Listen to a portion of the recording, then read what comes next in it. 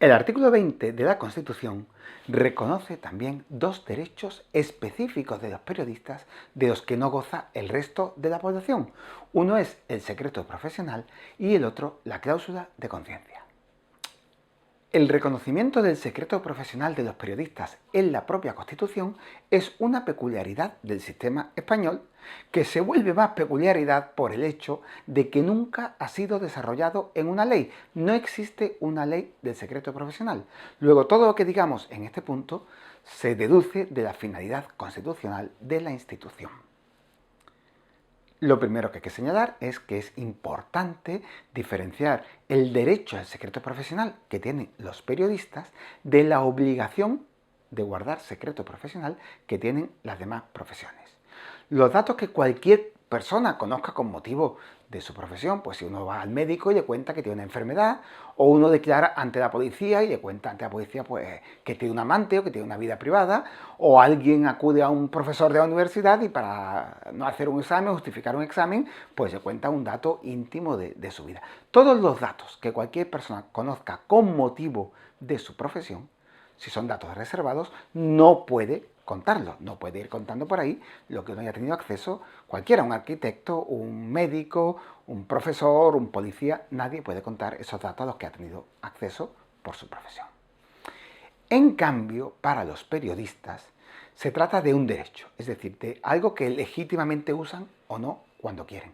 Pero además el derecho no se refiere al contenido de lo que le cuentan a un periodista, sino a la identidad de quien le facilita la información a los periodistas. La idea general, por tanto, es que jurídicamente nunca se puede obligar a un periodista a que revele la identidad de las personas que le han suministrado información. Jamás.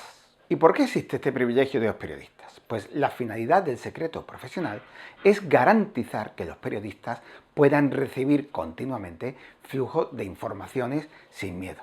En la medida en que todo aquel que le quiera facilitar una información a un periodista sabe que si él no quiere nunca lo van a poder obligar a identificarlo, permite en ese anonimato que los periodistas constantemente reciban información.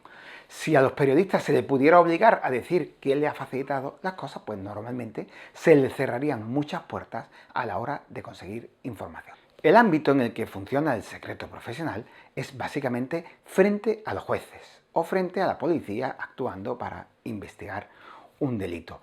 Si un juez está investigando quién ha filtrado determinada información, quién ha pasado unos documentos clasificados como secretos a un periodista, quién ha dado las actuaciones judiciales de un asunto a un periodista, cuando el juez está investigando, si llama a declarar al periodista que ha publicado la información y le exige que le diga quién le ha facilitado esos datos, el periodista siempre se puede negar. Luego es un derecho que ejerce su plenitud frente a los jueces. Y el derecho consiste esencialmente en negarse a identificar a la fuente. No consiste en derecho a mentir. Si un juez te dice quién te ha facilitado esta información y tú respondes un pajarito, como es mentira y no te lo ha dicho un pajarito, estarías incurriendo en un delito por mentir. Pero si tú simplemente dices me niego porque me acojo al secreto profesional, que es un derecho constitucional, y no voy a identificar a mis fuentes, el juez no te puede castigar ni por desobediencia, ni por desacato, ni por ningún delito similar. Al mismo tiempo, el derecho al secreto profesional también cubre otras opciones por las que indirectamente se obliga a un periodista a facilitar información. Por ejemplo, está prohibido que un juez se incaute de la documentación o de la agenda que tenga un periodista en su mesa para lograr identificar la fuente. O que un juez le intervenga las conversaciones telefónicas o le intervenga el email a un periodista para saber quién le está facilitando determinada información. O incluso que un juez le incaute el teléfono móvil a un periodista, que ha pasado en alguna ocasión, para intentar averiguar quién le ha escrito, quién le ha facilitado información. En todos esos casos, de lo que se trata es de forzar la voluntad del periodista para obligarlo, de un modo u otro, a que revele la identidad de sus fuentes. Y todo eso está prohibido por la Constitución. Sin embargo, el derecho al secreto profesional no es una garantía de impunidad. Si un periodista se acoge al derecho al secreto profesional y no quiere revelar la fuente, eso no significa que la fuente sea siempre una fuente legítima. Quiere decir, cuando un juez está investigando pues, unos datos que ha publicado un periodista y que pueden ser inveraces, pues que haya acusado a una persona de haber cometido un delito, de haber robado a un político, y dice, me lo contó una fuente que no quiero revelarlo. Si el periodista se niega a revelar la fuente, que lo puede hacer, está obligado a demostrar la veracidad de lo que ha publicado por otras fuentes, por otros mecanismos. No es bastante decir me acojo al secreto profesional para con eso no tener por qué argumentar y demostrar la veracidad de lo que se publica. Además, el derecho al secreto solo cubre la identidad de la fuente. Quiero decir que si un periodista tiene conocimiento de que se ha cometido un delito o de que se va a cometer, o tiene conocimiento de dónde se esconde un delincuente, está obligado a informar a la policía. Si un periodista pues, logra contactar con una banda de narcotraficantes y le avisan de que se va a desembarcar un alijo de droga, o de que son unos atracadores y le avisan de que van a cometer un atraco, si está en su mano, si está dentro de sus posibilidades, el periodista tiene una obligación de informar y evitar el delito, si no podrá ser acusado de colaboración. A lo único que se puede negar es a revelar la identidad de la fuente. Es decir, si se está investigando quién ha filtrado algo, ahí se puede decir, pues no digo quién me lo ha filtrado. Pero si se está investigando algún otro delito que no tiene que ver con la identidad de la fuente y él tiene información relevante, si no la aporta, pues evidentemente podrá estar cometiendo otros delitos. El segundo derecho específico de los periodistas es la cláusula de conciencia. Como su propio nombre indica, se trata de una cláusula, de un apartado que hay que entender incluido en todos los contratos de trabajo que firme un periodista. Aunque no aparezca, hay que entender que existe. Y esa cláusula le permite al periodista abandonar el trabajo voluntariamente y recibir una indemnización como si lo hubieran despedido de manera improcedente. En los tiempos que corren es lógico que los periodistas miren con escepticismo esta cláusula que los lleva a abandonar un puesto seguro de trabajo y cobrar normalmente una indemnización bastante escasa, exigua. Pero aún así hay ocasiones en las que puede suceder. A veces cuando un periódico no va bien y va a cerrar, es una manera de conseguir una indemnización cuando hay otras ofertas laborales, o con mucha más frecuencia cuando uno lleva mucho tiempo trabajando en un medio, normalmente en un medio público, y en ese momento concreto de su vida le puede interesar cobrar una indemnización que en ese caso sí puede ser un poco más significativa.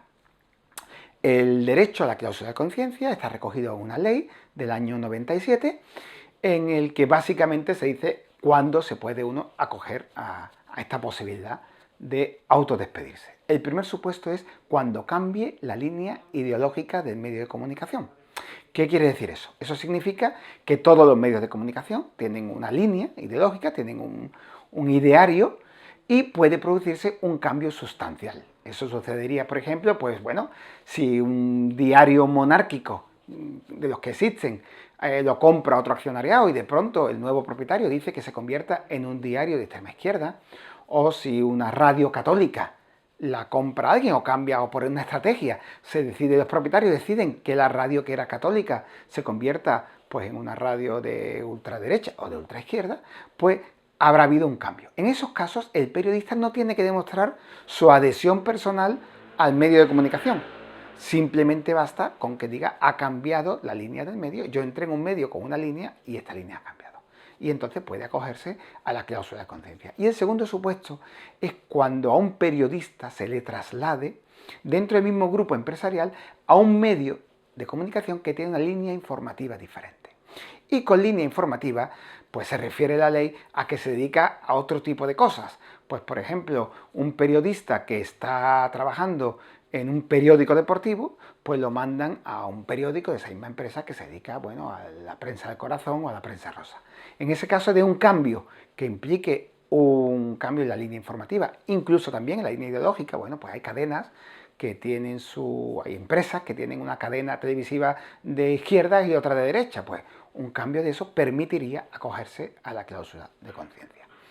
La cláusula de conciencia, para utilizarla, hace falta tener el contrato en vigor, es decir, no puede uno primero abandonar el trabajo y después acogerse a la cláusula, sino que lo abandona argumentando la cláusula de conciencia y solamente beneficia a los periodistas, no a otras profesiones que hay en los medios de comunicación.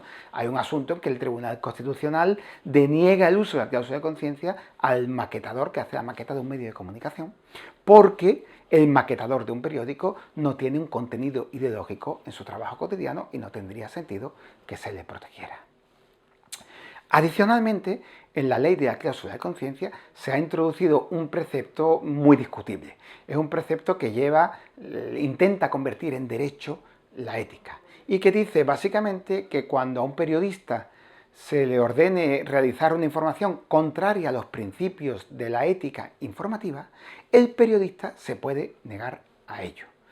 En la práctica es complicado porque no se sabe muy bien cuáles son los principios de la ética periodística. Y lo que se está usando en la práctica, y eso sí es operativo, es que cuando a un periodista pues, le ordenan que realice una información contraria a lo que cree que son los principios éticos básicos, el periodista realmente puede desvincularse de esa información y pedir que no aparezca su nombre. Son las noticias que vemos en los periódicos, en la televisión o en la radio y que no aparecen firmadas.